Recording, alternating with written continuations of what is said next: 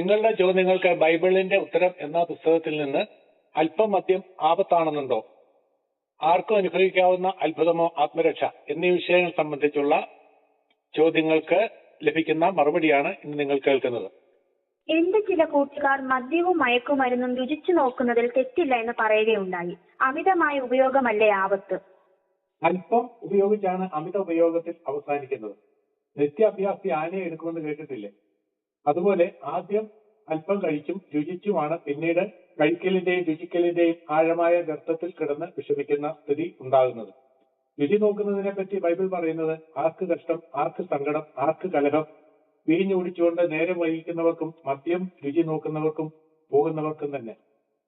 മഹാന്മാർ ഈ വിഷയത്തെക്കുറിച്ച് പൈഥാഗോറസ്, സിസറോ, അശോക ചക്രവർത്തി, അലാവുദ്ദീൻ ഖിൽജി, ടിപ്പു സുൽത്താൻ, ഔറംഗസേബ്, അക്ബർ, ചന്ദ്രസേനൻ തുടങ്ങിയ മഹാന്മാരും മദ്യവിരോധികളായിരുന്നുവെന്ന് ചരിത്രം പറയുന്നു. മദ്യത്തിന് ഗുണകരമായ പ്രവർത്തനം വല്ലതുമുണ്ടോ? വിശപ്പ് വർദ്ധിപ്പിക്കുക, ആമാശയത്തിലെയും കുടലിനുള്ളിലെയും സ്രവങ്ങളുടെ അളവ് വർദ്ധിപ്പിക്കുക, അതുപോലെ അണുനാശക പ്രവർത്തനം അഥവാ ആന്റിസെപ്റ്റിക് തുടങ്ങിയവകളെ മദ്യത്തിന്റെ ഭയാനകമായ ദോഷഫലങ്ങളുമായി താരതമ്യം ചെയ്യുന്നവർ ആരും ഇത് ഉപയോഗിക്കുകയില്ല. ഇതിൽ നിന്ന് അകലും. നാമമാത്ര ഗുണങ്ങൾ നോക്കി മദ്യം രുചിക്കുന്നവർ വെടിമരുന്ന് ശാലയിൽ ഇരുന്ന് ബീഡി വലിക്കുന്നതിന് തുല്യനാണ്. സർവനാശം തന്നെ ഫലം. മദ്യമയക്കുമരുന്നുകളുടെ ദോഷങ്ങൾ എന്തൊക്കെയാണ്? പണനഷ്ടം, മാനനഷ്ടം, ആരോഗ്യനഷ്ടം, കുടുംബ തകർച്ച, കലഹം, കത്തിക്കുത്ത്, സാൻമാർഗ ബോധനഷ്ടം, വിവാഹബന്ധം നഷ്ടപ്പെടുക തുടങ്ങിയ നഷ്ടപ്പെട്ടുക കണക്കുകൂട്ടി നോക്കുക. നാം ഏർപ്പെട്ടിരിക്കുന്ന നഷ്ടക്കച്ചവടം നിർത്തണമെന്നേ തീരുമാനിക്കുകയുള്ളൂ. രക്തത്തിലെ മദ്യത്തിന്റെ അളവനുസരിച്ച് വ്യക്തിയിൽ വരുന്ന സ്വഭാവമാറ്റങ്ങൾ ശ്രദ്ധേയമാണ്. 0.05% ആൾ ഉല്ലാസവാൻ, എന്തിനും പോന്നവൻ. 0.1% ആൾ അപകടകാരി, ഒരു കൊച്ചു പിശാച്. 0.2% സംഭ്രാന്തൻ, അസ്വസ്ഥൻ. 0.3% കപടവേഷക്കാരൻ, അലക്ഷ്യ സ്വഭാവമുള്ളവൻ. 0.4% ചിന്താക്കുഴപ്പം, സ്ഥലകാല നഷ്ടമുള്ളവൻ. ഇവയ്ക്കെല്ലാം അധീനനായവൻ. ഈ അനുപാതം 0.7% നീങ്ങുമ്പോൾ ആ വ്യക്തി മരണത്തിലേക്ക് അടുക്കുന്നു. മാത്രവുമല്ല, മയക്കുമരുന്നുകൾക്ക് അടിമപ്പെടുന്ന കുട്ടികളിൽ പലരും തകർന്ന കുടുംബങ്ങളിൽ നിന്നോ അച്ഛൻ മദ്യപാനിയായിരിക്കുന്ന കുടുംബങ്ങളിൽ നിന്നോ വരുന്നു എന്ന കണക്കുകൾ പറയുന്നു. 1970-75 വരെയുള്ള കാലങ്ങളിൽ സ്വീഡനിലും ഡെൻമാർക്കിലും ദത്തെടുക്കപ്പെട്ട കുഞ്ഞുങ്ങളുടെയും അവരുടെ കുടുംബ പശ്ചാത്തലവും പരിശോധിച്ചപ്പോൾ മദ്യാസക്തിയുടെ വിത്തുകൾ അപ്പനമ്മമാരുടെ ജീനുകളിലാണെന്ന ചിന്ത ശക്തിപ്പെട്ടു. കള്ള് നമ്മെ കൊള്ള ചെയ്യുന്നു, ചാരായമോ നമ്മുടെ ചോരയും നീരും ഊറ്റിയെടുക്കുന്നു. മദ്യത്തിന്റെ ഔഷധമൂല്യം ചോദ്യം ചെയ്യപ്പെടുന്നു. ചെറിയ തോതിൽ മദ്യം കഴിക്കുന്നത് ഹൃദ്രോഗങ്ങളിൽ നിന്ന് രക്ഷ നൽകുമെന്ന് 70-കളിലും 80-കളിലും നടന്ന പഠനങ്ങളിൽ നിന്ന് തെളിഞ്ഞതായി ശാസ്ത്രം അവകാശപ്പെട്ടിരുന്നു. എന്നാൽ ഇത് ഊതി വീർപ്പിക്കപ്പെട്ട കഥയാണെന്നാണ് ബീജിംഗുകാരനായ ഡോക്ടർ റൊഡാ ജാക്സൺ പ്രസ്താവിക്കുന്നത്. മദ്യപന്മാർക്ക് ഇരുട്ടടിയാകുന്ന കണ്ടെത്തലാണിത്. ഹൃദയത്തിന് ഗുണം ചെയ്യില്ലെന്ന് മാത്രമല്ല, ദോഷമാണ് ഉണ്ടാകുന്നതെന്നും ജാക്സൺ സൂചിപ്പിക്കുകയുണ്ടായി. ലഹരി വീഞ്ഞ് അല്പം ഉപയോഗിച്ചുകൂടെ? അതിലുള്ള ആപത്ത് എന്തെന്നാണ് മനസ്സിലാകാത്തത്. നമ്മുടെ പെട്രോൾ ബങ്കുകൾക്ക് മുന്നിലോ വെടിമരുന്ന് ശാലകളിലോ ഒരല്പം പോലും പുകവലി അല്ലെങ്കിൽ തീ അനുവദനീയമല്ലല്ലോ. അല്പം അതിഭീകരാപത്തിന് നിദാനമാകും. അങ്ങനെ ഒരു പരീക്ഷണവും അനുവദനീയമല്ല. അതേ പ്രമാണം തന്നെയാ ലഹരി വസ്തുക്കളുടെ കാര്യത്തിലും അനുകരണീയം. ജനങ്ങൾ മാത്രമല്ല, ദൈവവഴികളിൽ പ്രയോജനപ്പെട്ടവരും ഇത്തരം ആപത്തിൽ ആണ്ടുപോയിട്ടുണ്ട്. നമ്മുടെ മുന്നറിയിപ്പിനായി അത് കുറിക്കട്ടെ. നോഹ വീഞ്ഞു കുടിച്ച് ലഹരി പിടിച്ചു. ഉൽപ്പത്തി 9:21.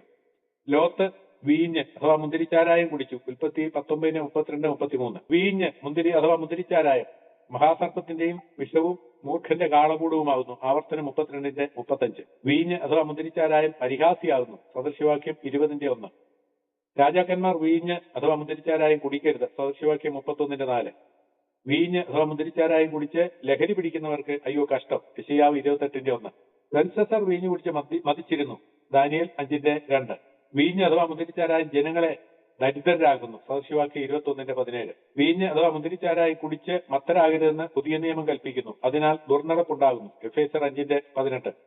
ലഹരി വീഞ്ഞിന് വർജനം ആചരിച്ച് തിക്തഫലങ്ങൾ കൊയ്യാതിരിക്കാം. മുന്തിരിച്ചാരായം തന്നെയാണോ മദ്യം എന്ന പേരിൽ അറിയപ്പെടുന്നത്? അല്ല, മദ്യം അഥവാ സ്ട്രോങ് ഡ്രിങ്ക് എന്നാൽ ലഹരി പിടിപ്പിക്കുന്ന ഒരു പാനീയം എന്നർത്ഥം. മദ്യം എന്നത് വീഞ്ഞല്ല.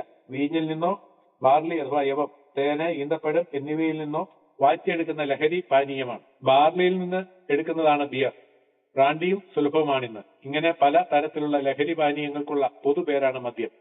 വീഞ്ഞും മദ്യവും രണ്ട് വ്യത്യസ്ത ദ്രവപദാർത്ഥങ്ങളെന്ന് ബൈബിൾ പറയുന്നു. രസത്തിനു വേണ്ടി തുടങ്ങുന്ന ദുഷ്പരിചയം നമ്മെ ദുരിതത്തീയിൽ ദഹിപ്പിക്കും. മദ്യമയക്കുമരുന്ന് പ്രയോഗത്തിന് കൂട്ടുകൂടാൻ നിന്നെ കിട്ടുകയില്ലെന്ന് ഉറപ്പാക്കണം.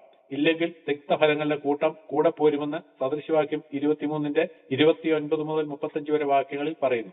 ലേവ്യർ 10:9, സംഖ്യ 6:3, ആവർത്തനം 14:26, ന്യായാധിപന്മാർ 13:4, 7, 11, 1 ശമൂവേൽ 1:15, സദൃശവാക്യങ്ങൾ 20:1, 31:4, യെശയ്യാവ് 5:11, 22, 24:9, 28:7, 29:9, 56:12, മീഖ 2:11, ലൂക്കോസ് 1:15, 1 പത്രോസ് 4:3. ഈ വാക്യങ്ങൾ കൂടെ പരിശോധിക്കുക. യേശുക്രിസ്തു കാനാവിലെ കല്യാണ വീട്ടിൽ വെച്ച് വെള്ളം വീഞ്ഞാക്കി കൊടുത്തതിന് ലഹരി പദാർത്ഥങ്ങൾ ഉപയോഗിക്കുന്നതിന് മറയായി ചിലർ പറയുന്നതിനെ പറ്റി എന്ത് പറയുന്നു? അസത്യങ്ങളെ പോലെ തന്നെ അർത്ഥസത്യങ്ങളും അപകടകരവും തെറ്റിദ്ധാരണാജനകവുമാണ്.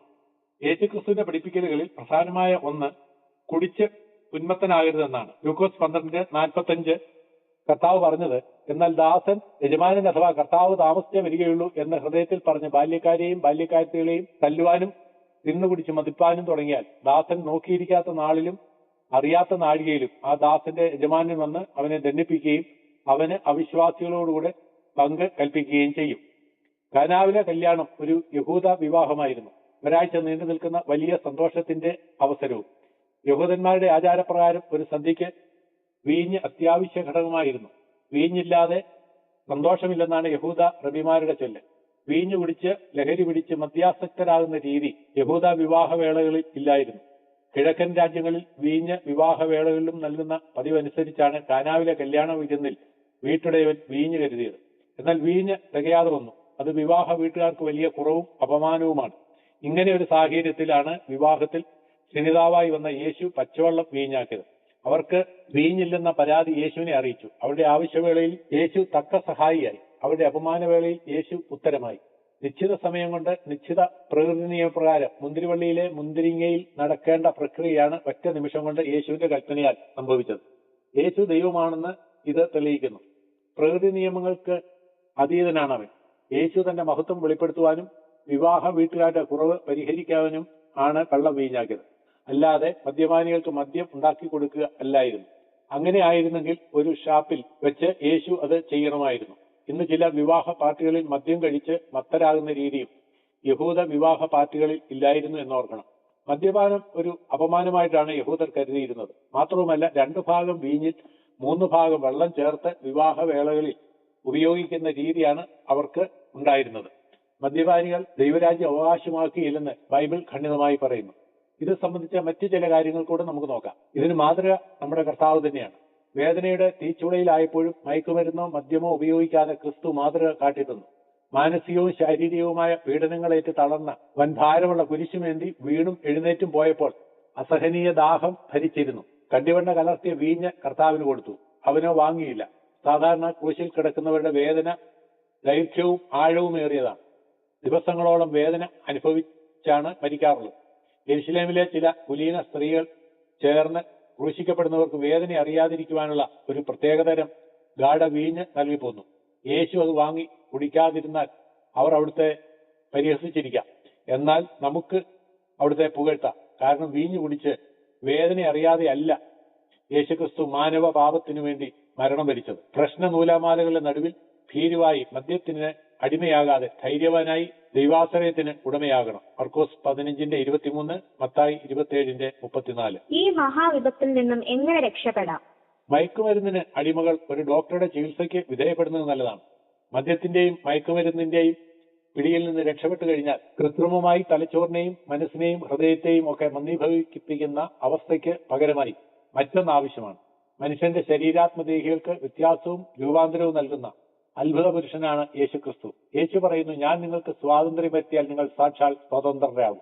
അധ്വാനിക്കുന്നവരും ഭാരപ്പെടുന്നവരും എന്റെ അടുക്കൽ വരിക, ഞാൻ ആശ്വസിപ്പിക്കും എന്ന് പറഞ്ഞ യേശു, ഞാൻ എന്റെ സന്തോഷം നിങ്ങൾക്ക് തന്നേച്ചു പോകുന്നു എന്നറിയ യേശു, ഞാൻ എന്റെ സമാധാനം നിങ്ങൾക്ക് തന്നേച്ചു പോകുന്നു, ലോകം തരുന്നത് പോലെ അല്ലെന്ന് പറഞ്ഞ ആ ദിവ്യരക്ഷകൻ താങ്കളെ രക്ഷിക്കും.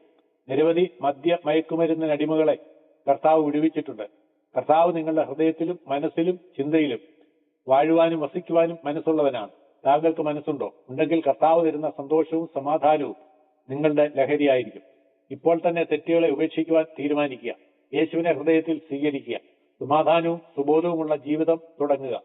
അതിനാവശ്യമായ ദിവ്യശക്തി യേശുക്രിസ്തുവിൽ ലഭ്യമാണ്.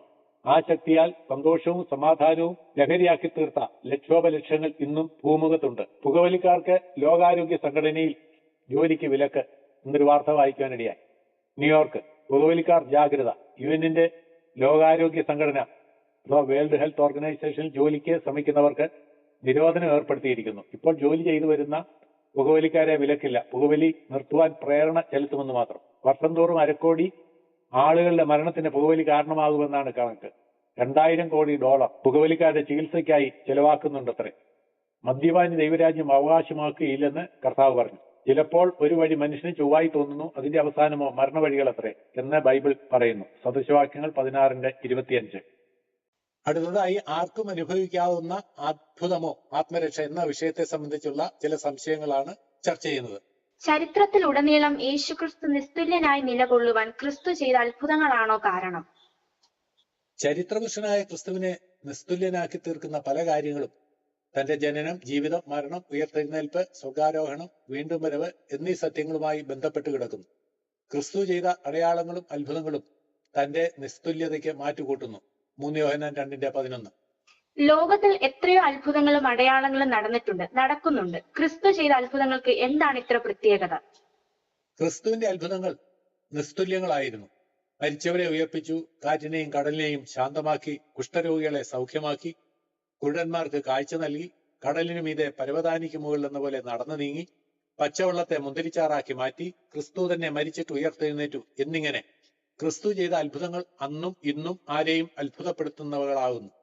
അന്ത്യകാലത്ത് സത്യവിശ്വാസത്തിൽ നിന്നും മനുഷ്യരെ അകറ്റുവാൻ പൈശാചിക ശക്തിയാൽ അത്ഭുതങ്ങളുടെ അനുകരണം ഉണ്ടാകുമെന്നും ബൈബിളിൽ മുന്നറിയിപ്പുണ്ട്. ക്രിസ്തുവിന്റെ അത്ഭുതങ്ങളെല്ലാം പ്രത്യേക ഉദ്ദേശത്തോടെ ചെയ്തതായിരുന്നു. ക്രിസ്തുവിന്റെ ആജ്ഞയാൽ ഏത് അത്ഭുതവും നടക്കുവാനുണ്ടായ കാരണം എന്തായിരുന്നു? ക്രിസ്തുവിന്റെ കൽപ്പന അശുദ്ധാത്മാക്കൾ പോലും അനുസരിക്കുന്നത് കണ്ട അന്നത്തെ ജനം അത്ഭുതപൂർവം പറഞ്ഞു, ഇതെന്ത് ഒരു പുതിയ ഉപദേശം! ക്രിസ്തു ദൈവമായിരുന്നതിനാലാണ് തന്റെ കൽപ്പനയാൽ ഏത് അത്ഭുതവും നടക്കുവാൻ ഇടയായത്. അപ്പോസ്തലന്മാർ, പ്രവാചകന്മാർ, ലോകമഹാന്മാർ എന്നിവർ ദൈവനിയോഗം മൂലമോ അത്ഭുതവരങ്ങൾക്കായുള്ള പ്രാർത്ഥനകൾ മൂലമോ അത്ഭുതങ്ങൾ പ്രവർത്തിച്ചു. ക്രിസ്തു ആകട്ടെ ദൈവത്തെ പോലെ സ്വന്തം അധികാരത്തോടെ പ്രവർത്തിച്ചു. ക്രിസ്തു അത്ഭുത പ്രവർത്തനത്തിനായി വരം ചോദിച്ചുകൊണ്ട് ഒരിക്കലും ദൈവത്തോട് പ്രാർത്ഥിച്ചിട്ടില്ല. എല്ലായ്പ്പോഴും സ്വന്തം നാമത്തിൽ അത്ഭുതങ്ങൾ പ്രവർത്തിച്ചു. ദൈവമായിരുന്നതിനാൽ തന്റെ കൽപ്പനയാൽ ക്ഷണനേരത്തിൽ അത്ഭുതങ്ങൾ നടന്നു. ക്രിസ്തു ചെയ്ത ഏറ്റവും വലിയ അത്ഭുതം ഏതായിരുന്നു? യേശുക്രിസ്തുവിന്റെ ജനനം, ജീവിതം, മരണം, പുനരുത്ഥാനം, സ്വർഗാരോഹണം എല്ലാം തന്നെ വലിയ അത്ഭുതങ്ങളായിരുന്നു.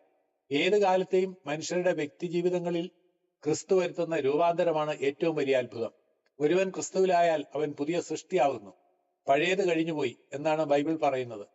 ലോകമതങ്ങൾക്കോ മഹാന്മാർക്കോ ആശയങ്ങൾക്കോ ആചാരങ്ങൾക്കോ അസാധ്യമായ മാനസാന്തരം, മനസ്സമാധാനം, പാപക്ഷമ, മോക്ഷം എല്ലാം ക്രിസ്തുവിൽ അനുഭവിക്കാം. കഴിഞ്ഞകാല അനുഭവങ്ങൾ എന്തുമാകട്ടെ, തെറ്റുകൾ എത്രയുമാകട്ടെ, ക്രിസ്തുവിൽ ശരണപ്പെടുക. ക്ഷമയുണ്ട്, വിടുതലുണ്ട്. 2 കൊരിന്ത്യർ 5:17. ഈ അത്ഭുതം എല്ലാവർക്കും അനുഭവിക്കാവുന്നതാണോ? ക്രിസ്തുവിന്റെ ആഹ്വാനം എല്ലാവരും എന്റെ അടുക്കൽ വരുവീൻ എന്നാണ്. മനുഷ്യന്റെ അഹങ്കാരം ഞാൻ ചെല്ലുകയില്ല, സ്വതന്ത്രമായി ജീവിച്ചുകൊള്ളാം എന്നാണ്. താങ്കളുടെ അഭിലാഷം അത്ഭുത ജീവിതത്തിൽ രൂപാന്തരമാകണമെങ്കിൽ ക്രിസ്തുവിനെ ഹൃദയസിംഹാസനത്തിൽ വാഴിക്കുക, വിശ്വസിക്കുക. ഏത് രാജ്യ, ഭാഷ, മത, ജാതി, വർഗത്തിൽപ്പെട്ടവർക്കും ഇത് അനുഭവിക്കുവാൻ കഴിയും. മത്തായി 11:28.